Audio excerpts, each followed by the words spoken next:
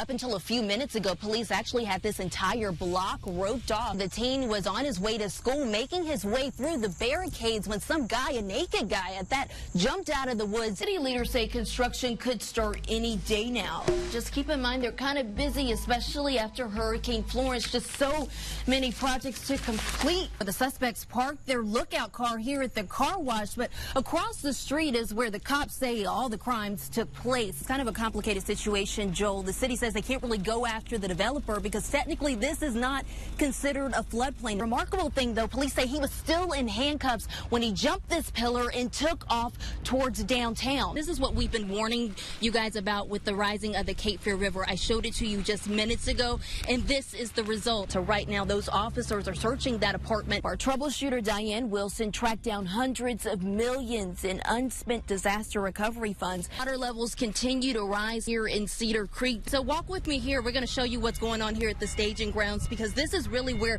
true recovery begins. What happens in Vegas stays in Vegas, right? Unless you're trying to get away with murder. Most of us have traveled Interstate 95. It's 2 lanes on both sides. At this point, they're starting to feel locked out.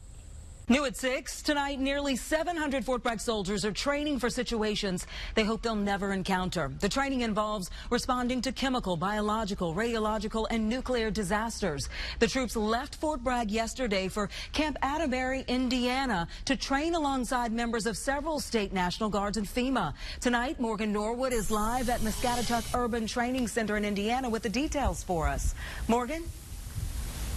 Well, Tisha, your chances of surviving a nuclear bomb attack are slim, but for those who do, a scene like this is imminent. But thankfully, help will be immediate.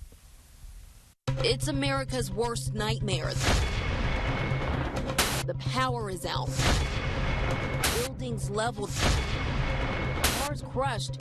Debris is everywhere. Muscatatuck has been hit by a nuclear bomb.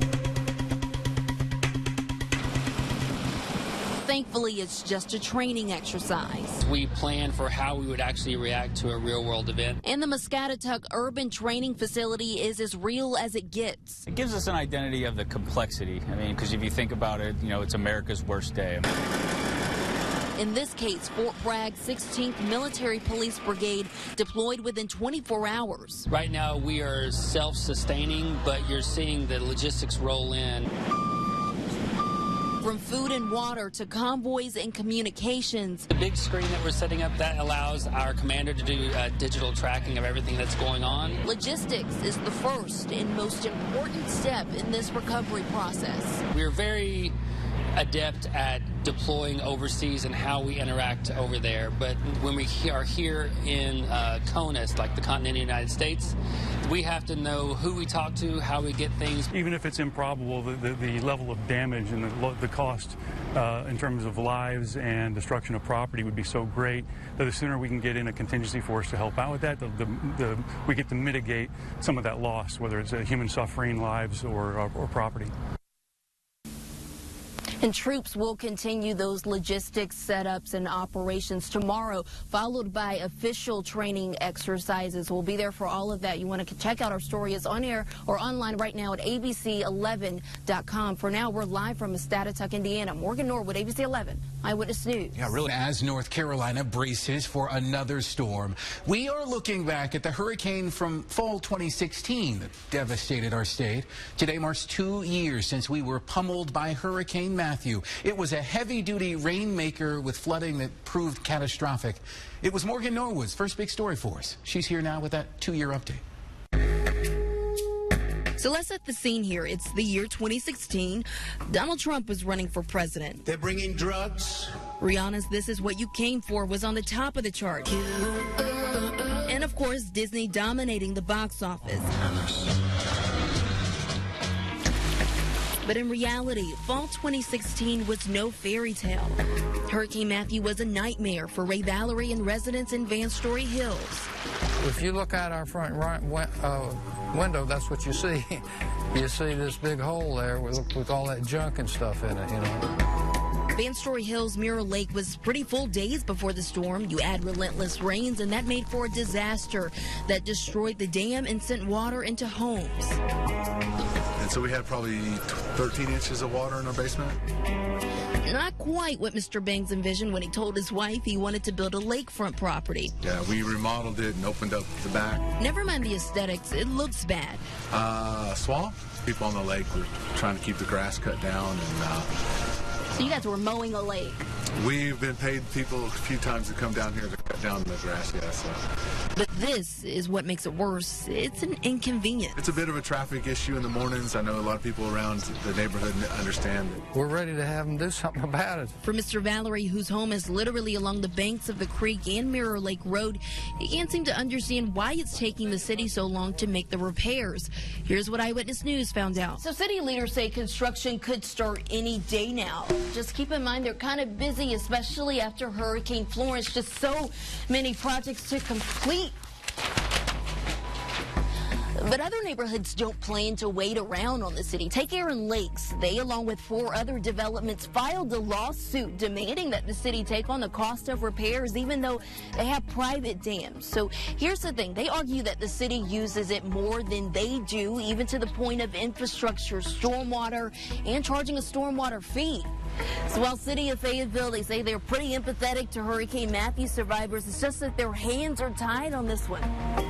So for now, it's a matter that just might play out in the court of law.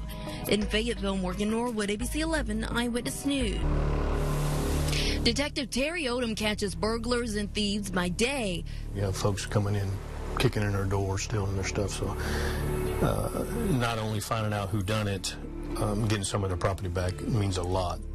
When night falls, he's a zombie. Do you wear makeup when you're out there, or are you just more like a supervisor? I don't. These guys do, though. Terry Odom runs NC Zombie Hunt. It was voted one of the best haunted attractions in the state. Top 5. But it's not your typical haunted house. In fact, it's not a house at all. And it's not designed to be real scary. It's not. The zombie's not going to touch you. They don't come. They don't shoot back at you. And they just sit there and they shoot paintball guns at a individual dressed as a zombie. They have a lot of protection. We went by during the daytime, so we really didn't get the full experience, but we still wanted to show you how it works. So things like this really take a team effort, and to demonstrate that, I'm going to bring in photojournalist Gary Cooper. He's behind the camera usually, but today he's going to be in front of the paintball gun. Aren't you excited, Gary? No. Too bad. Let's do it. He's playing zombie, and of course, I get to be the zombie hunter. So I've been waiting my entire career to go after my photographer, so today is my chance. Gary, you ready? All right, here we go. That's for Starbucks. That was for Monday. That was for Tuesday, and this is for the rest of the week. But again, to get that full experience, you gotta come at night. Just shooting paintball guns is fun, and then you add the element of the smoke and the fire that we have out there. And for those who might be a little bit skeptical, safety is priority. In fact, it's the whole reason Detective Odom started this. A lot of us out there are deputies, but we also have on-duty deputies too. And these guys work all year long, building the set, planning the scenes, and making sure the hunters have a happy Halloween. Seeing the folks on the ride, screaming and hollering and having a blast is so rewarding. Going beyond the badge to protect and serve. In St. Paul's, Morgan Norwood, ABC 11 Eyewitness News.